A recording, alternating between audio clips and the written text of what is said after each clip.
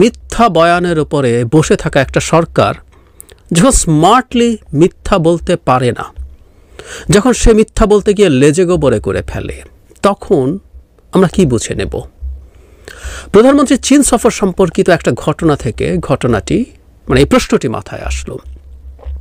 আমরা এই মধ্যে জেনে গেছি, আমি নিজেও এটা নিয়ে খুব বিস্তারিত একটা ভিডিও করার চেষ্টা করেছি, যেখানে বলেছি এই সফরটা চীনে যে প্রধানমন্ত্রী বেশ ঢাকঢোল পিটিয়ে গেলেন, উনি অত্যন্ত ব্যর্থ, খুবই বাজে এবং সত্যি কথা বলতে ভীষণ অপমানজনক একটা সফর শেষ করে বাংলাদেশে ফিরলেন।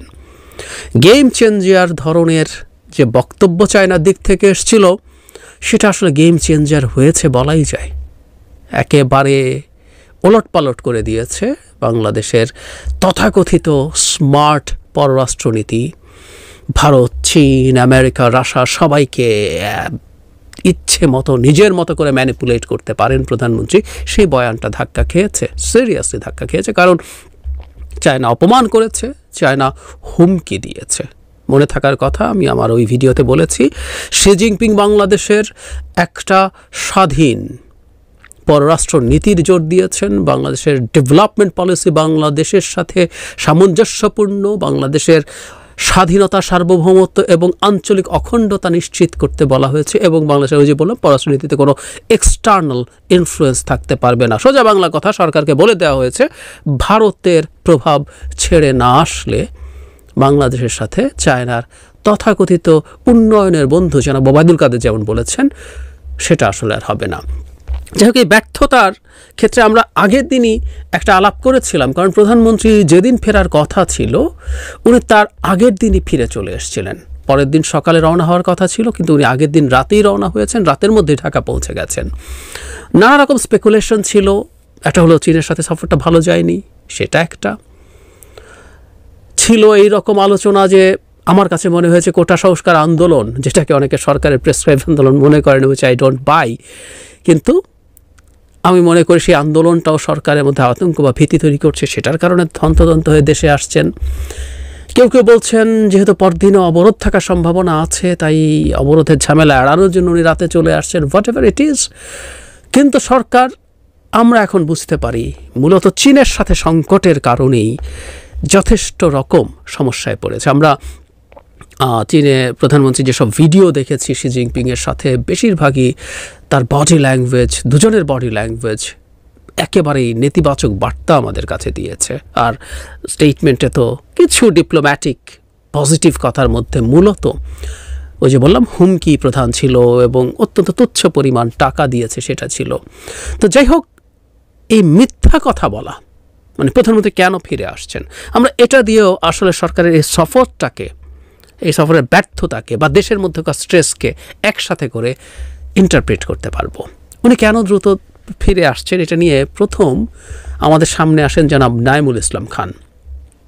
নাঈমুল ইসলাম খান বলেন, ওনার কথা ছিল 11 তারিখ সকালবেলা উনি রওনা হবেন, তারপর ঢাকায় ফিরবেন, কিন্তু উনি 10 তারিখ রাত 10টাতেই রওনা হয়ে গেছেন এবং 1টায় ঢাকায় পৌঁছে গেছেন।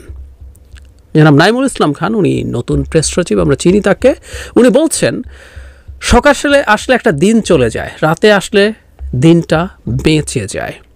তার মানেটা হচ্ছে, উনি বলছেন যে একটা দিন নষ্ট করতে চাননি প্রধানমন্ত্রী। তখনও আমরা এই প্রশ্ন করেছিলাম, একটা প্রধানমন্ত্রী একটা সফরের শিডিউল করছেন, সেই শিডিউলটার মধ্যে ওনার এই পরিকল্পনা ছিল যে একটা দিন নষ্ট হয়ে যাবে। যদিও প্রধানমন্ত্রীকে দীর্ঘ সময়, আমরা অনেক সময় তার পরিবারের সাথে বিদেশে বিভিন্ন জায়গায় কাটাতে দেখেছি, তো একদিন চলে যাবে তার জন্য খুব ক্ষতি হয়ে যাবে। বরং একটা অফিসিয়াল ট্যুর থেকে সময়ের আগে চলে আসা, এটা যে কোনো বিবেচনায় কূটনৈতিকভাবে নেগেটিভ।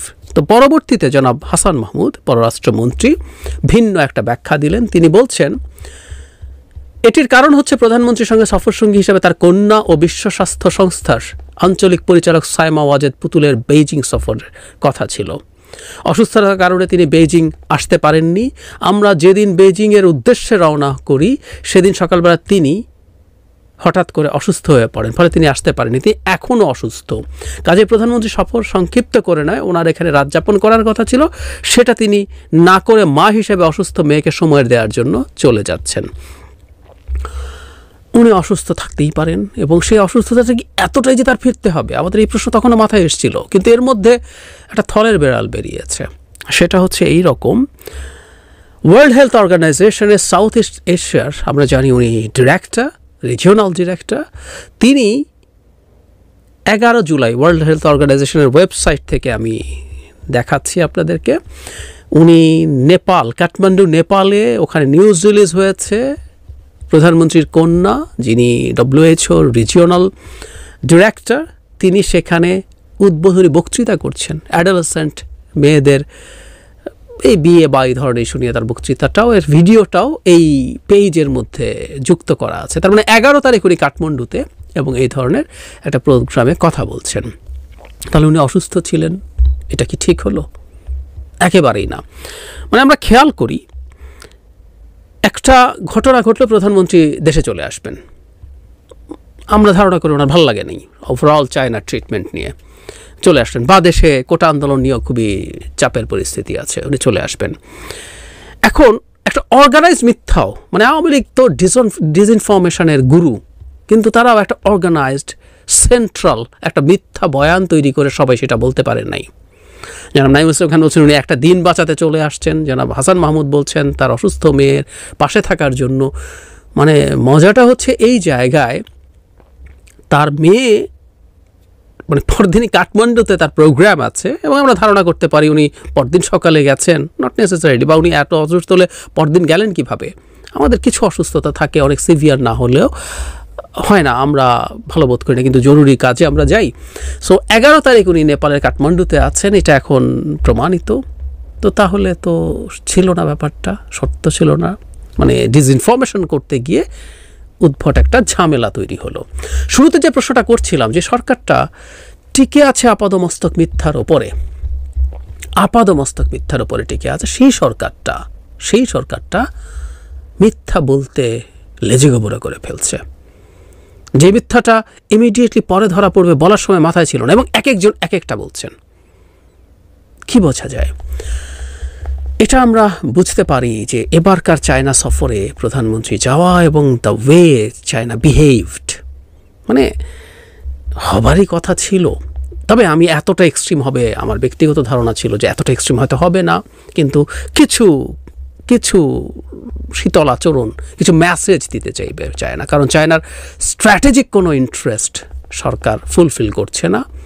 ভারতের শতভাগ স্ট্র্যাটেজিক ইন্টারেস্ট সরকার ফুলফিল করছে, এবং তার চাইতে জরুরি কথা, বহুবার বলেছি, রেল করিডোরগুলো দিয়ে ভারতকে চিকেন নেক বাইপাস করার মতো অপশান ঢালাওভাবে দিয়ে দেয়া, ভবিষ্যতে চায়না ইন্ডিয়া একটা কনফ্লিক্টে, ওয়ারে বাংলাদেশ আসলে একটা অবস্থান নিয়ে ফেলেছে। এই বাংলাদেশের সাথে চায়না কিছুটা বা অনেকটা বার্তা দিতেই চাইবে, এই ধারণা করেছি। কিন্তু যতটা টাফ চায়না হয়েছে এতটা টাফ হবে তারা, সেটা আমি এভাবে ভাবিনি, কিন্তু হয়েছে। সো এই পরিস্থিতি হয়তো প্রধানমন্ত্রীও চিন্তা করেন, কারণ চায়না খুব কর্ডিয়াল অ্যাটিটিউড দেখাচ্ছিল, তারা বাংলাদেশে টাকা চেয়েছে সেটা তারা ভাবছে, বলছে। প্রধানমন্ত্রী ইন্ডিয়া যাওয়ার পরপরই চায়নার একজন গুরুত্বপূর্ণ অফিসিয়াল এসছে, এবং তাদের দিক থেকে বারবার বলা হচ্ছে এটা একটা গেম চেঞ্জিং সফর হতে যাচ্ছে, বারবার বলা হচ্ছিল। সো সরকারও মনে করেছে যে সবাইকে এতদিন ধরে যেভাবে ম্যানেজ করতে পেরেছিল সেই ম্যানেজ করতে পারবে। কিন্তু ওই যে হয় না যে আপনি মানে এই ম্যানেজ করার জন্য অনেক খুব ক্রেডিট দেয়, আমি বহুবার বলেছি, আমি এক ফোঁটা ক্রেডিট দেই না। আপনি দেশের সব কিছু বিকিয়ে দিয়ে ক্ষমতায় থেকে ম্যানেজ করতে চাইলে এটা করাই যায়, দেশের স্বার্থ একদম চিন্তা না করে। আপনি এই মুহূর্তে ঝুঁকিতে পড়ছেন, একই জিনিস চায়নাও চাইছে, ভারতও চাইছে, এবং দুজনেরই দুটো লাগবেই পরিস্থিতি তৈরি হয়েছে। ফলে সেই সোকল্ড ম্যাজিক, ম্যানেজ করার ম্যাজিক, ব্যালেন্স করার ম্যাজিক, সেটা এখন মাঠে মারা গেছে, মাঠে মারা যাচ্ছে। তো ওই পরিস্থিতি ফেস করে পুরো টিম, প্রধানমন্ত্রী এবং তার সাথে যে লাটবহর, 196 জনের একটা লাটবহর ছিল, কিন্তু ইনার সার্কেলে যারা ছিল সবাই তো প্রধানমন্ত্রীর সাথে এই জায়গাগুলোতে যাননি, ফেস করেননি, তারা বাইরে থেকে হয়তো দেখেছেন, কিন্তু ইনার সার্কেলটা আরও ভালোভাবে, এই মেসেজটা তাদেরকে আরও শক্তভাবে, কঠোরভাবে, ভালোভাবে দেওয়া হয়েছে। ফলে ওই ধাক্কাই আসলে তাদেরকে এতটা অস্থির করে দিয়েছে।